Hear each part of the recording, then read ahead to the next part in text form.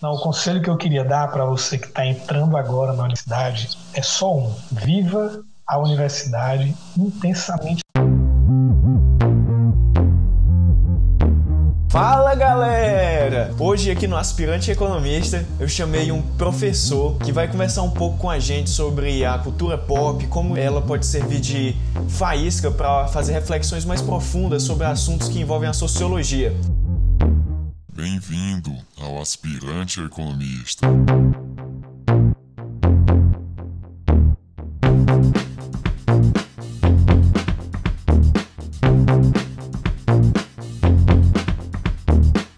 Então, professor, hoje a ideia era a gente ter uma conversa assim descontraída sobre alguns tópicos e conhecer mais também o senhor, né, um pouco da sua história, um pouco da sociologia. Queria que se o senhor pudesse apresentar para o pessoal, né, falar qual é a sua graduação, suas especializações. Massa. Eliseu, só dizer que fico muito feliz com o convite de poder participar do podcast aqui, de poder também compartilhar um pouco, né, das ideias aqui, dessa coisa da sociologia. Lembrando que sociologia, economia, administração, contábeis, estão tudo junto e misturado, né? Mas assim, né? E é isso, assim. Participei poucos, assim, de coisas como lives e podcasts na vida, mas vivendo e aprendendo, né? Nunca é tarde. E aí, Perfeito. dando assim uma breve biografia, né? Vamos dizer assim. Meu nome é Rafael, né? Rafael Cruz. Eu nasci no interior do Ceará, uma cidade chamada Limoeiro do Norte, fica na região do Vale do Jaguaribe, a fronteira já com o Rio Grande do Norte, né? Nós estamos mais perto de Mossoró, em Limoeiro, do que da capital do Ceará, que é Fortaleza, né? E tanto é que eu fiz a minha graduação no Rio Grande do Norte. Me graduei em Ciências Sociais em 2008. Depois fui para Fortaleza e aí fiz meu mestrado e doutorado em Sociologia na UFC, na Universidade Federal. E quando eu estava no último ano do doutorado, fiz uma seleção para professor substituto na UF. E aí passei e me tornei professor lá, né? Foi assim que eu conheci o apresentador desse podcast.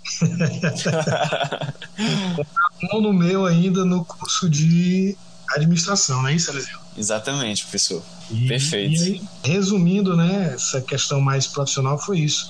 Eu tive uma experiência muito curta com alunos do ensino fundamental, ali 7ª, 8ª série e tudo mais, sabe? Que eu dei aula de filosofia, cidadania e sociologia. Mas a minha maior experiência atual, né, toda essa minha breve carreira, que eu sou uma pessoa muito jovem ainda, foi no ensino superior e na USP, né? Estou lá desde 2009, só tenho 35 anos, né, cara? Não estou ainda na categoria de... Eu acabei de sair da juventude, vamos dizer assim, né? Segundo o IBGE, a gente é jovem até os 29 anos, viu? Aí... Tá certo. E aí, também tive alguma participação também, dando palestras para movimentos sociais, por aí, né? Beleza. Professor, assim, de onde que surgiu o seu interesse pela sociologia? Rapaz, Eliseu, se eu te contar, tu nem vai acreditar, cara. Das coisas improváveis, assim, que acontecem na vida da gente, né? Eu tava na 8ª série. E a adolescência é foda, né? Vocês se lembram como era, né? Uma fasezinha complicada, cara, da vida. Na adolescência, eu teve uma época que eu não queria estudar tomar banho de rio. E aí, aquelas coisas que a gente faz para tentar encontrar um lugar no mundo, né? A gente nem é mais criança, mas também não é adulto. A gente fica meio que num limbo geracional ali, né? E a gente fica meio perdido e vai começar a experimentar bebida, cigarro, desafiar os pais e tal. Eu sei que, resumindo, eu perdi o ano de 1998, que eu reprovei a 8ª série. O que aconteceu? Meus colegas com quem eu já vinha estudando desde o jardim passaram para o primeiro ano. E o primeiro ano era o pessoal que estudava tarde. Então eu fiquei sozinho na 8ª série, de manhã. E aí chegava a hora do intervalo, meus amigos não estavam mais na escola. Eu descobri um lugar que existia na escola chamado biblioteca. E lá na biblioteca eu comecei a frequentar tanto a biblioteca que me tornei amigo da bibliotecária. E aí era a pessoa com quem eu conversava durante o intervalo, né? E aí eu meio que estava nesse contexto. E aí chegava a época, né, que a família e a escola também começavam a pressionar a gente, rapaz, você tem que escolher uma profissão, você tem que escolher um curso universitário para você fazer. E aí naquela época existia, eu não sei se existe ainda hoje, um livro que chamava Guia do Estudante. Não sei se Sim, hoje ainda tem, professor. Eu mesmo já utilizei esse livro aí. Pronto, então ele marcou diversas gerações dos universitários brasileiros, né? E aí eu estava na biblioteca, e aí essa bibliotecária, era Conceição o nome dela, me mostrou o livro, né?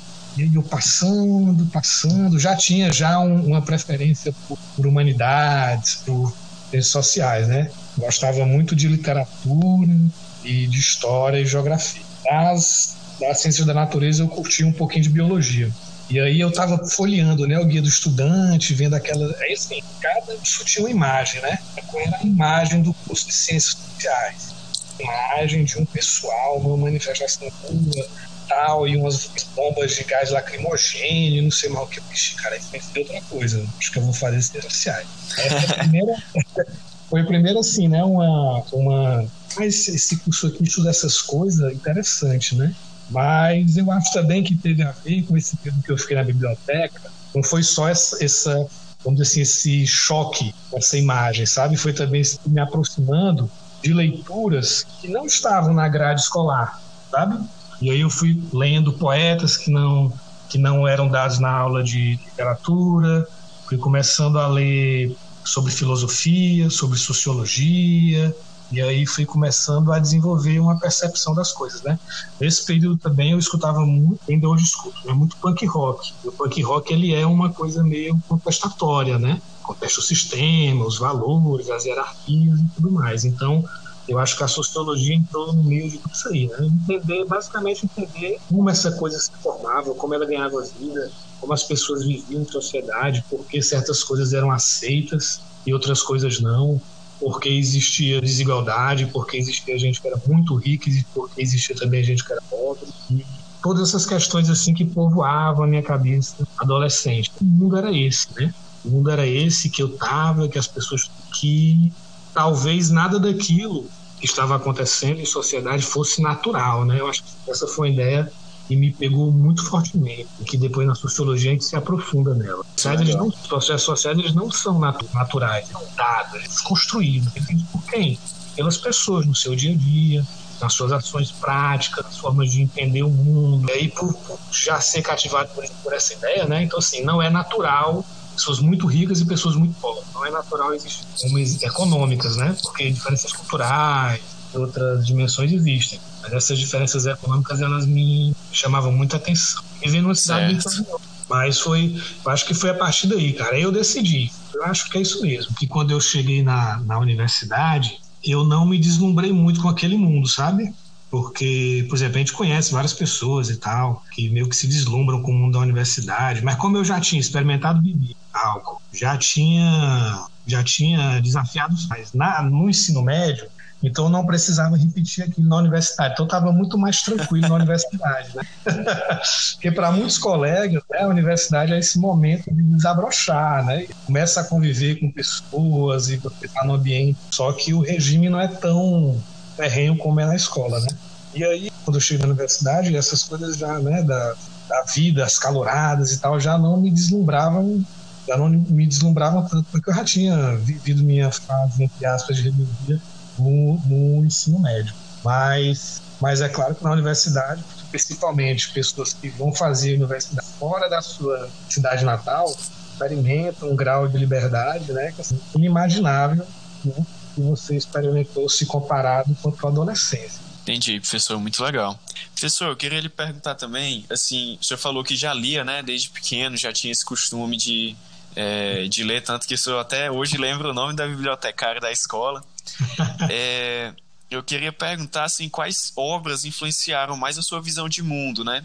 Desde acadêmicas até da cultura pop. Sim, massa. Desde os 10 anos de idade também lia quadrinho, né? Histórias em quadrinho. E eu aprendi uma coisa muito cedo com quadrinho que algumas pessoas demoram para entender e outras simplesmente não querem entender. É basicamente o seguinte, Alice, histórias em quadrinhos não se resumem a Pato Donald de Turma da Mônica, entende?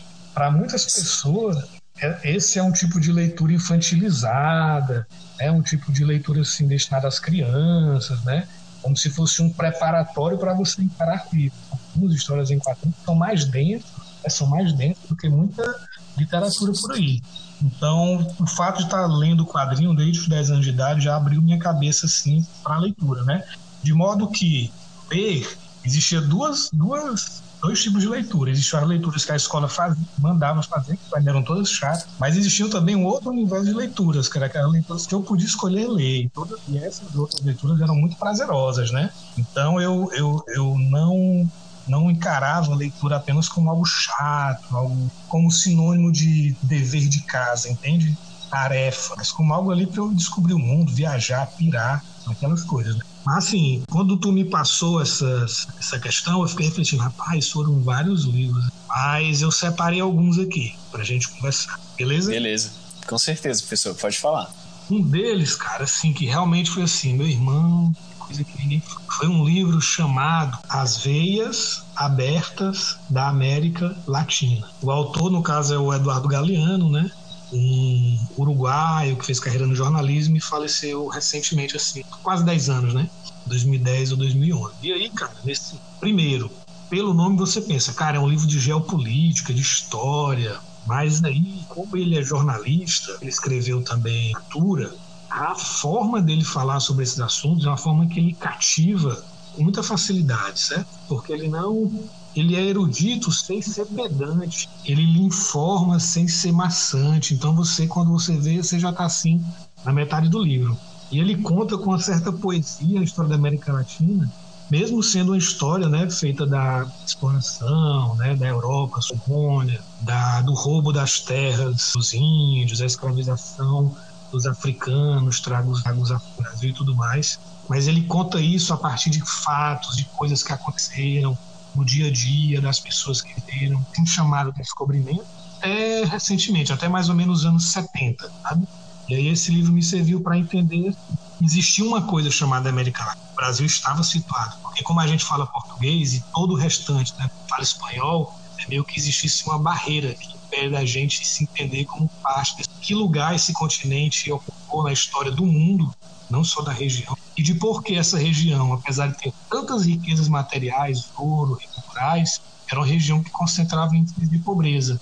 E ele vai contar como todo o circuito, né, de expropriação, como ouro, recursos naturais foram retirados daqui, impulsionaram a Revolução Industrial, impulsionaram os laços. Cara, meio que isso assim tirou uma cortina do meu olho, me ajudou a entender que região era essa em que a gente está e por que ela era de um jeito e não era de outro. Então foi esse livro assim, ele é muito marcante porque ele tem uma leitura muito massa, uma linguagem que é ao mesmo tempo histórica, mas é também poética, meio literária, e é um livro facinho, rapidinho, apesar de ser um livro grosso. E aí, cara, as outras leituras, 2 quadrinhos, inclusive um deles eu já cheguei a comentar contigo no intervalo.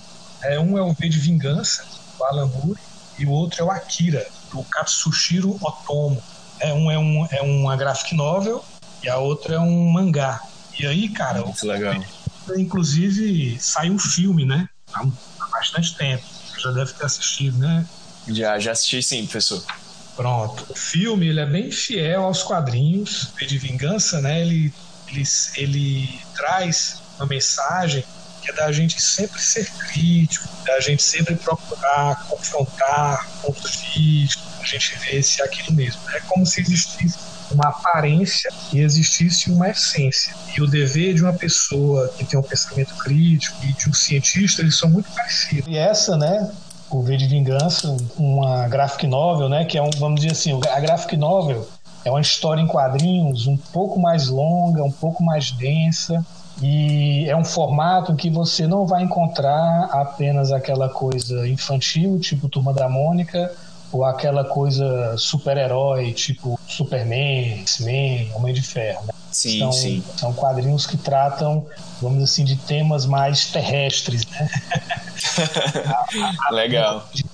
As pessoas, os relacionamentos, político, cultural, social, país. E um outro quadrinho, cara, que esse quadrinho eu penei pra ler, bicho, porque a única edição que existia dele, nesse caso, é um mangá, né? Que é o Akira.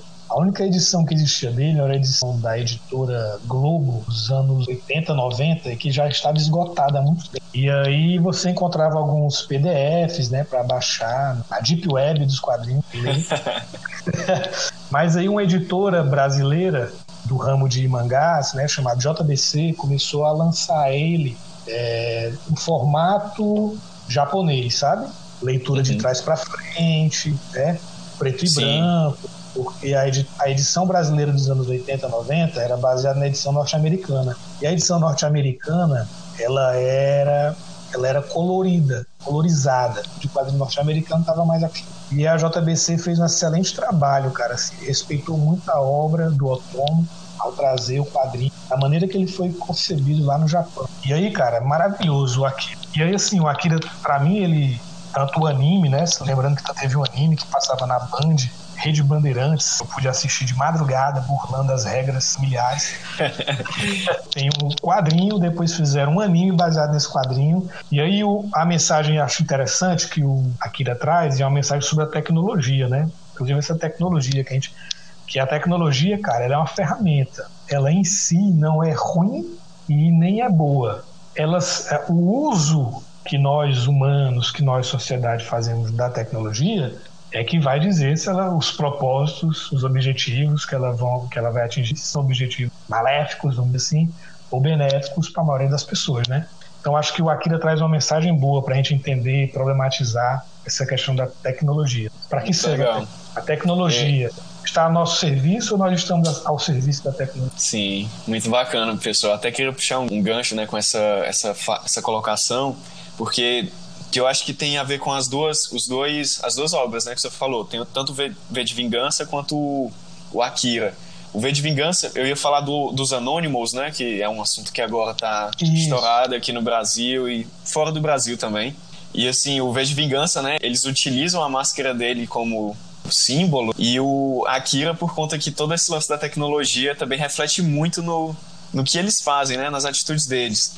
Total. Aí, professor, eu queria lhe perguntar assim, se o senhor acha que esse tipo de obra, né, assim, da cultura pop, podem servir de faísca para reflexões mais profundas, porque às vezes, é como o senhor falou, às vezes as pessoas subestimam um pouco o poder dessas obras, né? Certeza, Eliseu. Olha só, se a gente pegar a quantidade de pessoas que uma trilogia, por exemplo, como O Senhor dos Anéis, ou então Os Vingadores, atinge, é muito maior, é um público muito maior do que, por exemplo, sei lá, um livro clássico da economia ou da sociologia, percebe? Sim, com certeza.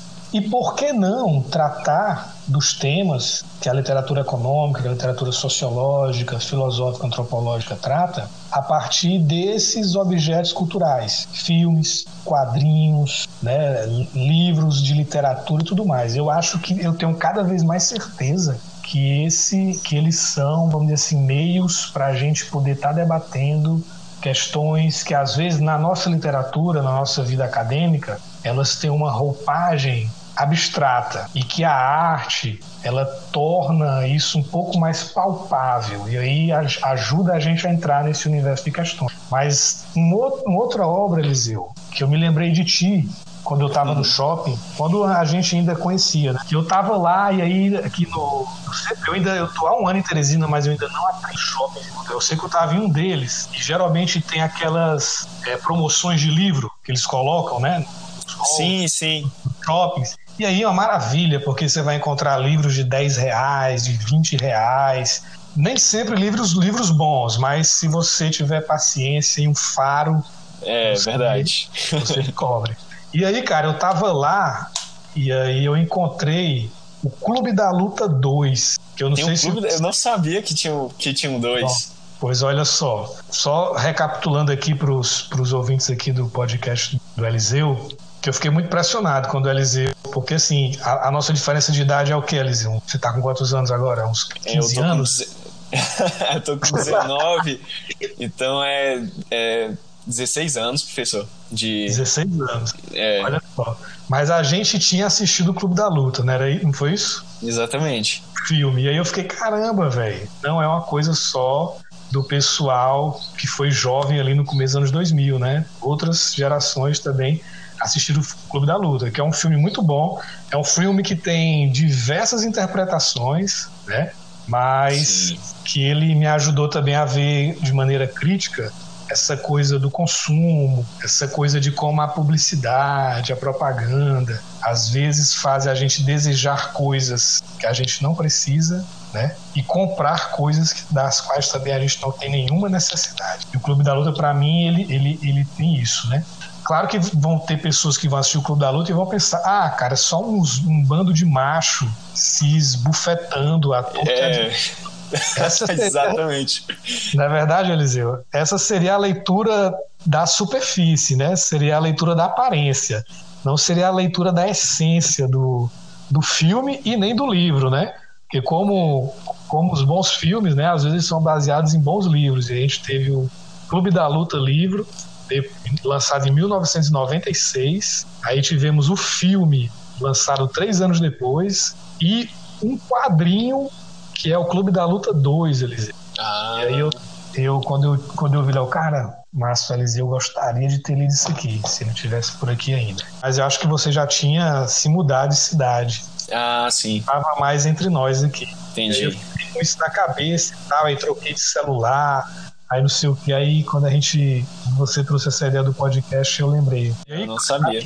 Eu procurei o que tu acha, pela editora Leia, cara, muito bacana, material bom, problematizar essa sociedade do consumo, das pessoas que acham que vão encontrar, assim, a gente encontra alguma espécie de satisfação, óbvio, comprando uma roupa que a gente gosta, né, até um livro mesmo que a gente gosta, mas se você depender, meu amigo, de se satisfazer através de trocas monetárias, seu psicológico tá lascado, viu? Porque você não vai aguentar chegar aos 60 anos no mínimo, né? Então, professor, eu também tinha visto uma interpretação do Clube da Luta, assim, que era mais até psicológica, porque, obviamente, assim, até é difícil a gente falar que não quer falar um spoiler, né, pro pessoal, mas acaba que o filme é tão antigo que praticamente qualquer pessoa já, assim, quem já ouviu falar do filme provavelmente já sabe o final, né? Isso. E... assim, eu tinha visto uma análise psicológica de que o Tyler seria também diferentes partes da psique humana, né? Assim, pela análise freudiana, que o Tyler seria, eu acho que o ego. Não, o Tyler seria o id. O narrador, ele seria o superego, que é quem fica dizendo não vai dar certo e fica tentando problematizar e colocar ali a visão como se fosse a visão dos pais, né? Sobre o problema. E tem algumas cenas do filme que até eles colocam, assim, enquadramentos que dão a sugerir isso. Assim, eu vi até que o próprio... eu não me lembro se tinha sido o próprio autor, mas eu acho que foi, ou se foram os críticos, que tinham falado que consideravam uma continuação da obra do livro, assim, que é um filme tão bom que poderia ser dito como uma continuação da obra, não só um filme baseado no livro. Show de bola. Eu ia até lhe perguntar, professor, porque o senhor estava falando do Akira, né? E o Akira, ele é assim, eu não sei se é da cultura japonesa, se é mesmo se no Oriente eles procurarem fazer mais essas reflexões, mas eu percebo que animes, eu nunca li mangá, mas dos animes que eu assisto, eu percebo que normalmente eles alcançam reflexões que eu não vejo nos filmes do Ocidente.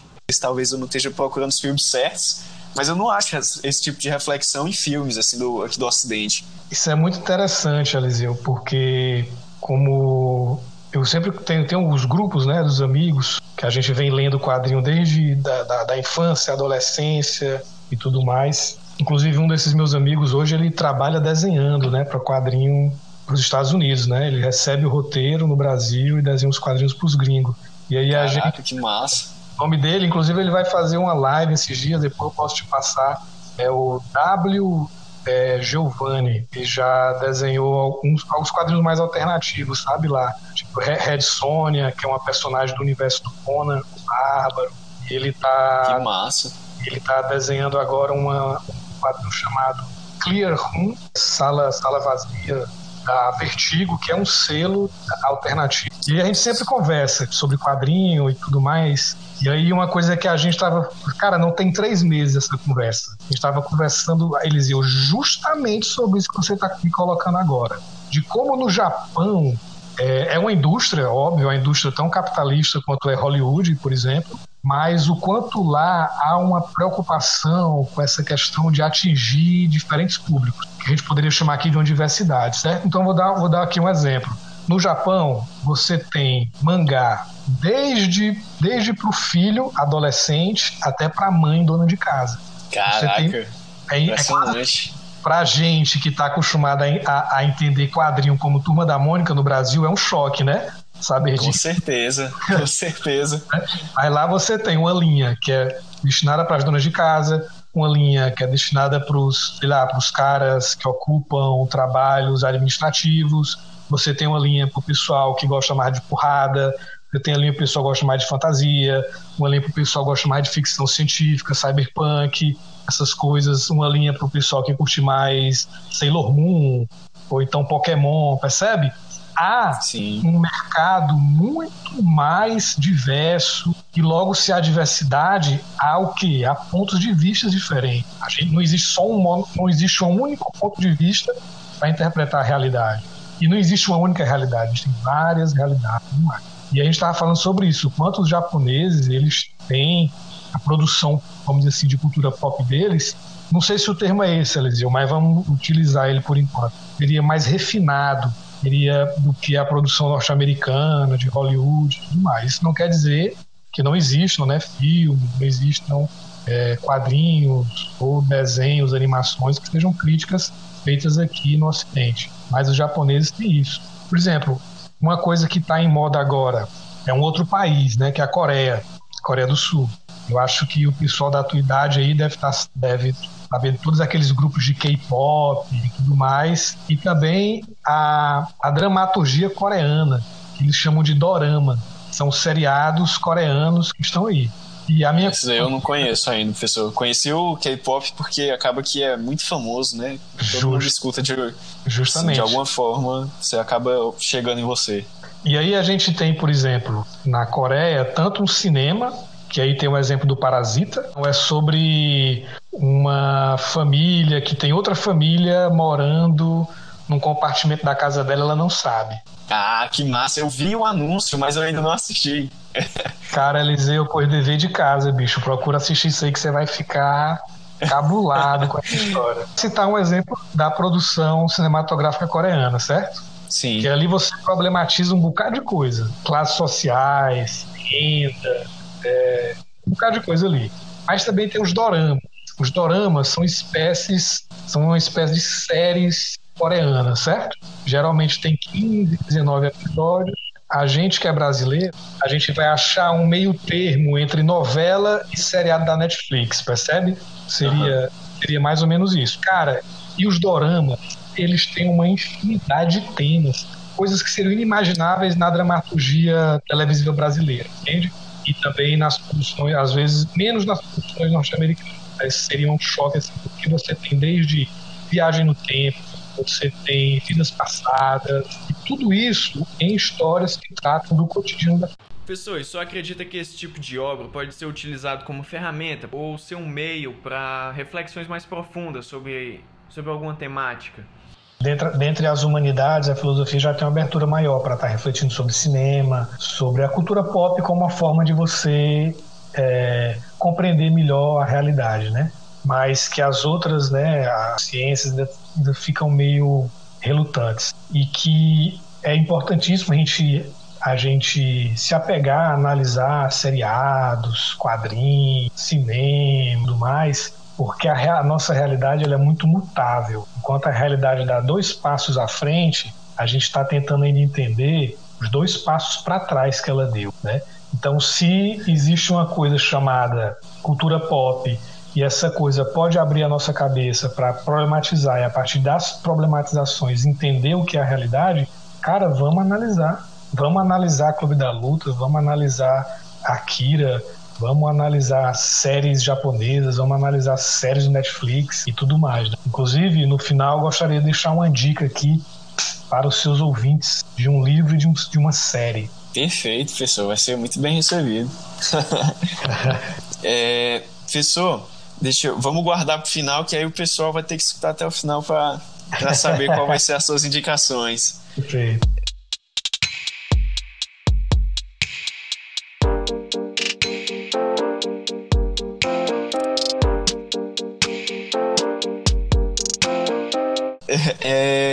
Eu queria saber, professor, também se o senhor teve assim, alguma expectativa quebrada quando o senhor saiu da graduação, né, como professor.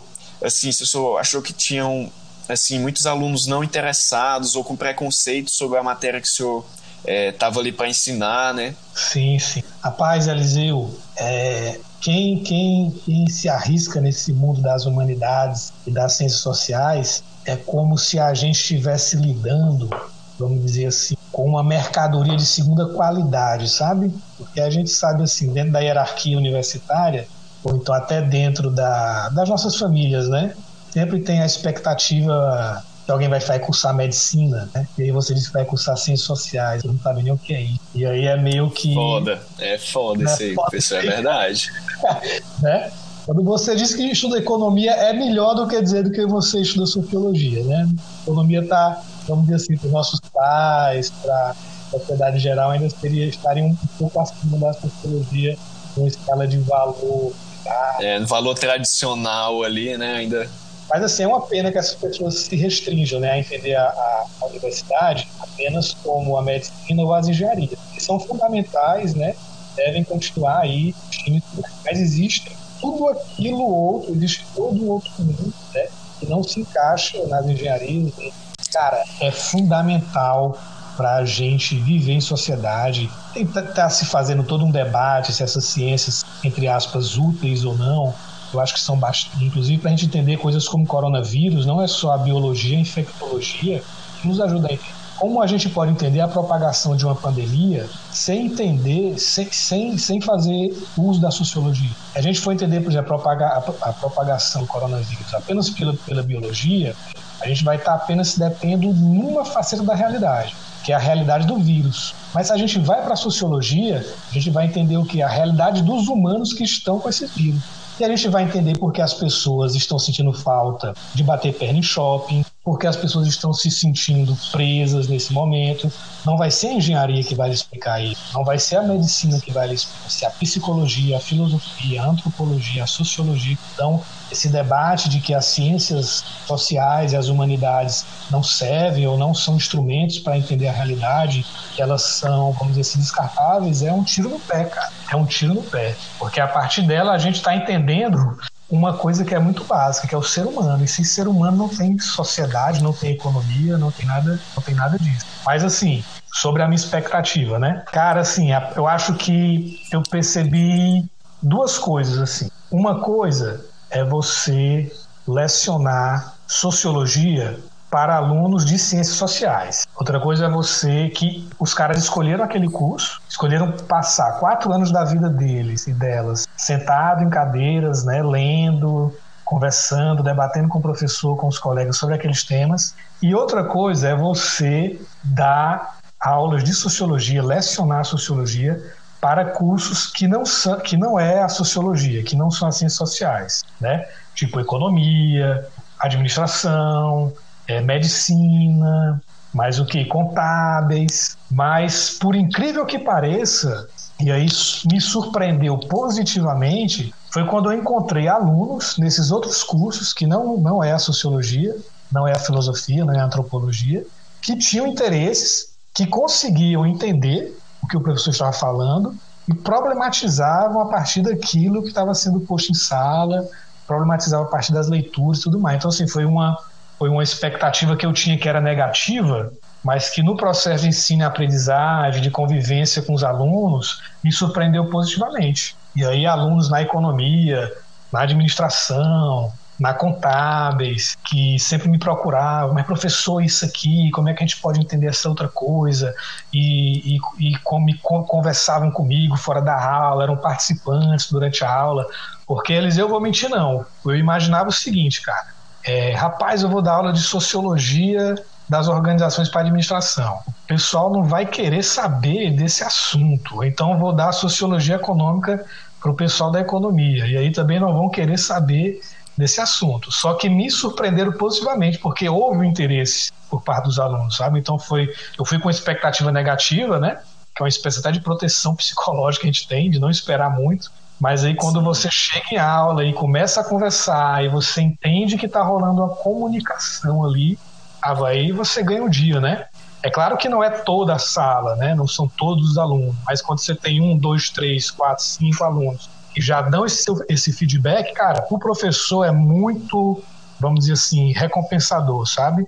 Porque, assim, tem professores que vão se contentar de ficar 45 minutos na sua frente apenas despejando um discurso e vai querer que você reproduza ele na sua atividade. Mas vão ter professores, aí eu me coloco nesse conjunto, daqueles professores que quer provocar os alunos, quer que os alunos participem, quer que os alunos atrapalhem a aula no sentido positivo, óbvio, né? Com diplomacia, com respeito, né? Entendendo que a gente está construindo um diálogo ali. E uma coisa, Eliseu, que é o clichê do clichê, que você vai ouvir em toda aula de licenciatura que você fizer com o pessoal da pedagogia, que é aquela coisa de que o professor, ele aprende ensinando. Cara, é verdade. Nessa minha experiência na UFP, né, de 2019 para cá, eu nunca aprendi tanto com os alunos como eu estou aprendendo. Porque quando o aluno coloca uma questão, até você que já está acostumado a observar aquele assunto, aquele tópico de determinada maneira, você começa a tentar enxergar como é que aquele aluno, que às vezes tem uma história diferente da sua, tem referenciais culturais diferentes do seu, está percebendo aquela mesma questão. E aquilo ali é como se você complexificasse seu ponto de vista, entende? E ao complexificar, o professor ganha muito, cara. É como se ele estivesse acessando o mundo do mundo, e isso me enriquece enquanto ser humano mesmo. Então, assim, todos aqueles clichês de que o professor aprende ensinando, cara, é verdade. Muito bacana, professor. Legal demais. Eu estava pensando, professor, assim, né, quando eu pensei nessa pergunta, eu imaginei que também existissem muitos alunos que já estão vindo com opiniões formadas, assim, de casa, né? Já traz ali no bolso o que ele vai usar na aula, assim, no sentido de hoje a gente está vivendo uma era de superinformação, né? Todo conteúdo você tem acesso a pelo menos 50 pessoas na sua língua falando sobre aquele, dando as opiniões próprias, muitos de um lado, muitos de outro. E assim, o que eu ia perguntar é se o senhor não se deparou com isso, né? Algumas pessoas já chegando assim com esses argumentos pré-fabricados, né? A sociologia, me lembro que, por exemplo, o senhor teve que passar Marx pra gente, e às vezes as pessoas já vêm assim, chega e vomita um argumento, né, assim, de outra pessoa que ela nem parou para refletir ainda sobre. Justamente, cara, isso aí, vamos dizer assim, tem a ver com as expectativas que as pessoas nutriam em torno da internet, né? Quando a internet começou a ganhar o mundo por volta de 95, e aí ela já estava bem 5 anos depois, nos anos 2000, por exemplo. Várias pessoas já estavam usando internet, computador e tudo. Nem que fosse no lan house, mas estavam. Se imaginava que o acesso à informação ia produzir mais conhecimento. Porque aí você também está tocando um assunto importante. Informação não é igual a conhecimento, certo? Você pode ser uma pessoa cheia de informação, mas que não está usando aquilo para conhecer o mundo, conhecer o seu tempo. Você está usando para outras coisas, né? Mas as pessoas achavam que a internet iria popularizar o conhecimento. Passados 25 anos, né, desde 95, o que é que nós temos hoje? Fake news, né, cara? Então, assim, foi o oposto, né? A popularização do conhecimento, ela produziu uma coisa que era o oposto. Em vez de disseminar conhecimento, ela estava disseminando desinformação, cara. Ela estava, e através de desinformação, bicho, elegendo presidentes, mudando, relativizando efeitos de uma pandemia, e aí tudo isso, né? Mas assim, só para fazer um ponto sobre essas expectativas que as pessoas nutriam em torno da internet. E aí por exemplo, a minha geração foi a geração que fez curso de computação para poder aprender a mexer em computador, certo? Sim. Eu acredito que você, uma pessoa um pouco 10 anos mais jovem que você, já não precisa fazer um curso. Vocês já nasceram no mundo digital. Vocês já nasceram clicando, fazendo links, né, respondendo coisas, mandando mensagens. Então vocês já nasceram nessa cultura digital. Então vocês já foram bombardeados, bicho, com a quantidade de informação que a gente não havia sido bombardeado. Vou dar um exemplo.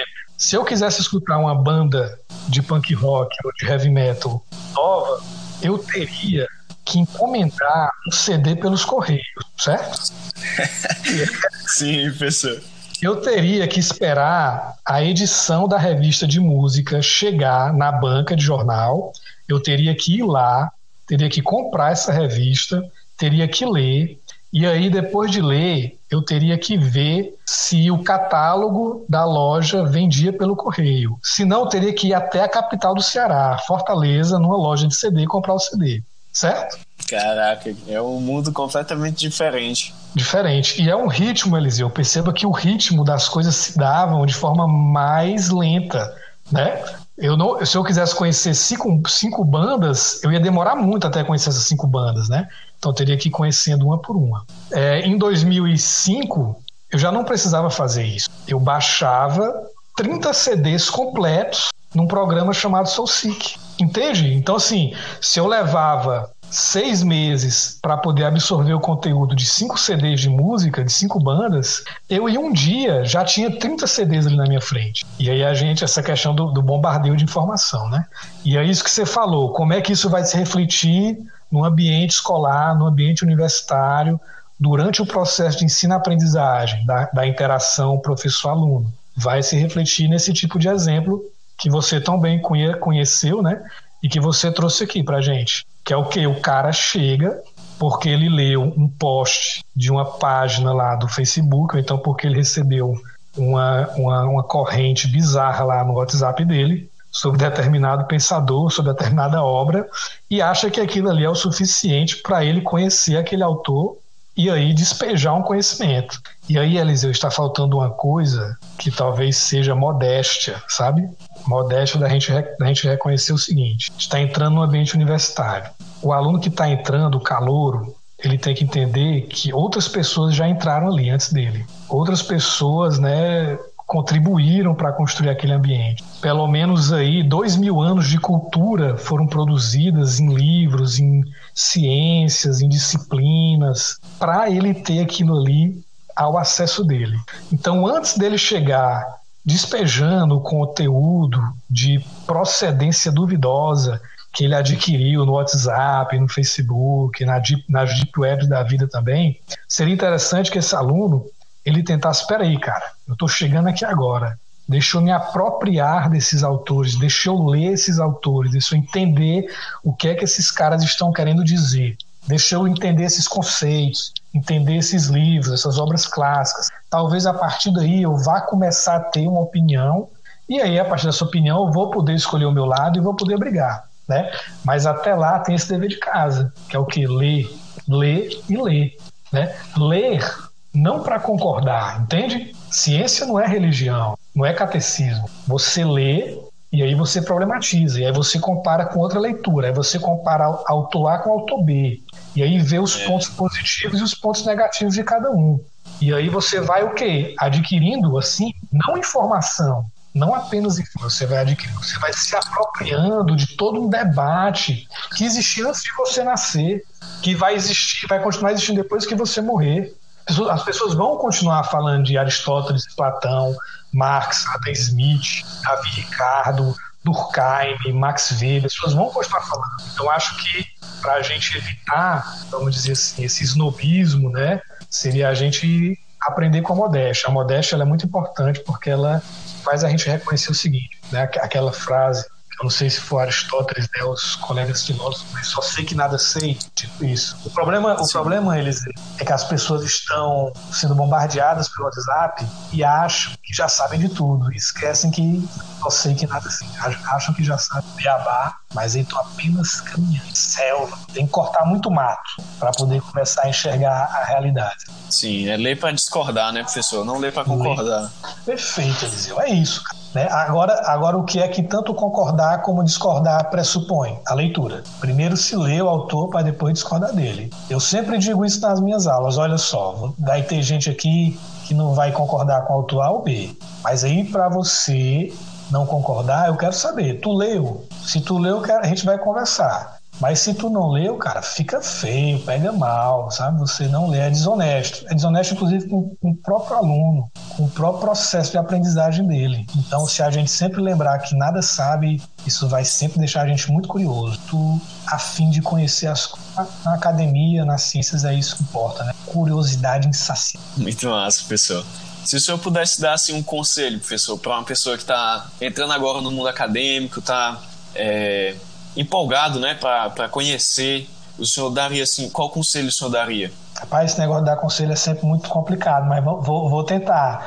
Eu acho que é uma missão é uma missão nobre, né, mas é uma missão muito difícil. Porque assim, eu acho que eu daria o conselho que eu talvez tivesse gostado de ouvir, né? Gostado não no sentido de preferência, mas sim gostado no sentido de que me ensinasse. Cara, a universidade brasileira, que ainda existe, né, ela tem um patrimônio imenso. Então, o conselho que eu queria dar para você que está entrando agora na universidade é só um: viva a universidade intensamente. Não seja aquele cara que chega, assiste a aula, compra um salgado no intervalo, bebe um refrigerante, depois vai para casa. E tem outro aluno, que é o quê? É o aluno que chega, participa da aula, professor, organiza grupos de estudo, participa dos laboratórios de iniciação, organiza a semana acadêmica do seu curso, procura se articular dentro da universidade, entender como a universidade funciona. Para muitos alunos, Eliseu, infelizmente a universidade é só a sala de aula e o quadro branco. A universidade, cara, ela tem os laboratórios, ela tem as linhas de... ela tem... Você mesmo como aluno de graduação, você pode tentar conhecer as linhas de pós-graduação do seu curso. Uma coisa fenomenal que existe na universidade, que se chama biblioteca. Cara, então assim, se aprofundar, né? Conhecer a biblioteca do seu curso, se envolver, bicho, porra. Olha só, não vou mentir pra tu não. Um ano depois que eu tinha acabado a graduação, eu tava sentindo uma falta imensa da universidade. Você passa 4 anos ali, às vezes você fica se maldizendo, reclamando do professor que passa resenha demais, reclama da prova que tinha muitas questões, reclama das xerox que tem que tirar. Mas, bicho, quando tudo isso acaba, velho, faz uma falta danada. E você começa a pensar assim: porra, eu devia ter aproveitado mais. Eu devia ter feito aquilo e não apenas ter ficado assistindo aula e voltando para casa. Eu devia viver a universidade da forma que ela oferece. E a Universidade Pública Brasileira, ela é formada em cima de um tripé, que é o ensino, pesquisa e extensão. Se você é o aluno que fica só ali assistindo a aula, olhando para a cara do professor e para o quadro branco, você está só numa parte, você está só ocupando um terço ali do total, da coisa toda. Que tem a extensão, que é a relação que os grupos que a universidade desenvolve com as comunidades, com as populações da cidade, né? Tem curso de dança, artes marciais, tudo que você imaginar dentro da universidade, gratuito. Tem pesquisa, tem seminários, tem cine debates, tem palestras, né? Então eu acho que seria isso. Se eu pudesse dar um conselho para o jovem que está entrando, é calouro agora, seria isso, né? Cara, aproveite a universidade 100%. Muito legal, professor. Massa. Valeu.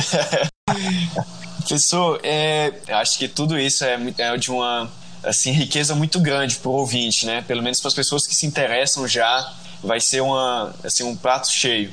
E aí eu queria perguntar, né? Até eu tô curioso aqui, quais que eram o filme e o livro que o senhor ia indicar. Justamente. Eliseu, olha só, eu li o livro, na verdade é um livro e uma série, certo? Eu li o livro e depois assisti a série. O nome deles, né, dessas duas coisas, se chama O Homem do Castelo Alto. O livro foi escrito pelo Philip K. Dick, que foi um escritor norte-americano, e a série está sendo exibida no Amazon Prime. Mas aí nas piratarias da vida você encontra ela também. E basicamente, dá aqui um resumo de 6 linhas, né? Basicamente é o seguinte: como seria o mundo se os nazistas tivessem ganhado a Segunda Guerra Mundial? Seria o mundo que a gente conhece? Existiria o rock and roll? Existiria o cinema? Teria existido os direitos civis? Que mundo é esse? E aí a série e o livro abordam isso. É um mundo, né, em que os nazistas ganharam a Segunda Guerra. Não foi o bloco formado pela União Soviética e os Estados Unidos, foi o bloco formado pelo Japão, a Alemanha e a Itália. E eles simplesmente colonizaram o mundo de uma maneira, vamos dizer assim, nazista. Cara, ainda mais assistir nesses tempos essa série, puta que pariu, desculpa o palavrão, mas é muito bom. Então, as dicas seriam essas, tanto o livro como a série O Homem do Castelo Alto. Muito legal, professor. Ela está dentro de um esquema que o pessoal chama de história alternativa, né? Como seria o presente se algo lá no passado tivesse acontecido de forma X e não de forma Y. Beleza. Eu não conhecia, nunca tinha ouvido falar, professor. Até eu mesmo vou escutar o seu conselho e vou atrás hoje mesmo. Massa. Eu acho que assim, foi de uma grande ajuda aí para quem tá ainda... Eu acho que assim, os podcasts também ajudam para as pessoas que ainda não têm certeza do que vão seguir. Escutando um podcast assim, já conversa com o professor, eu acredito que ajuda bastante a pessoa a saber melhor do curso. Assim, eu acho que pode ser de ajuda aí para as pessoas, né? Com certeza. Então, beleza, professor. Muito obrigado aí pela participação e a gente vai conversando para marcar uma próxima conversa. Massa. Só queria deixar uma última mensagem, né? Que muito bacana a sua iniciativa, Eliseu. É sempre bom, assim, saber o que nossos alunos, ex-alunos, entre aspas, né, estão fazendo, estão inventando, criando, produzindo conteúdo, e um conteúdo de qualidade, né? Então tu tá de parabéns. Você acaba prestando um serviço importantíssimo, como tu bem falou, para esse pessoal que está chegando, né? Está chegando no mundo acadêmico, está aspirando a adentrar nesse universo, que é um universo diferente da escola, é um universo diferente da família, e que eu acho que o seu podcast pode ajudar essas pessoas, né? Vamos dizer assim, é meio que uma bússola que pode ajudar elas a entender em que mundo é esse que elas estão entrando e a que elas vão descobrir. Muito legal, professor. Obrigado mesmo pelos comentários. Então tá certo. Abraço. Abração, professor. E vamos, viu? É um prazer sempre conversar contigo, cara. Você não tem noção. Valeu, professor. Obrigado mesmo. Até mais. Até mais, Eliseu. Valeu, cara. Então é isso, pessoal. Só aquele mexão básico, né, na internet. Se você tá assistindo no YouTube, deixa um like. Se você tá escutando no Spotify, no Google Podcasts ou então no Deezer, envia para um amigo, que o podcast ainda é pequeno, então a gente depende desses compartilhamentos para alcançar mais pessoas. Valeu, até mais.